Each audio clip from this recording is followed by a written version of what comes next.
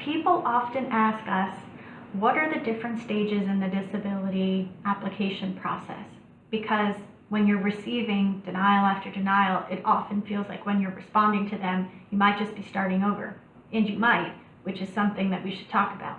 But for the purpose of this video, we're going to talk about, if you've continued to appeal, what the different stages along the process actually are called. So when you file originally your application, you're now in an initial application process. Typically, timeline is between 3 to 6 months, depending on time of year and your age and a few other things, but generally between 3 to 6 months.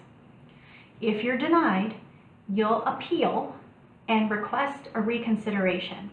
You'll typically be at that phase of the process, again, about 3 to 6 months. If denied again, you'll appeal and file a request for hearing. That, in most jurisdictions, is where you're going to do most of the waiting. To get a hearing date can often take anywhere between 12 to 18 months. And from there, you'll get at least 75 days notice of that time and date and place to appear for your hearing before an administrative law judge. It is highly recommended that you have an attorney, especially at the hearing level, because that legal representative understands the different steps in the analysis that the judge assigned your case needs to evaluate in order to make their decision.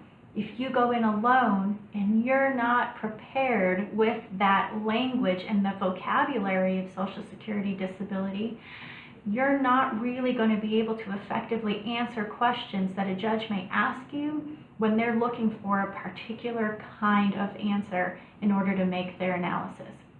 Please call us if you're anywhere along that process, or if you've done it before and you've given up. There are many tools and regulations in place that might offer us the opportunity to go back and recoup some of that time so it's not all lost. Please give us a call.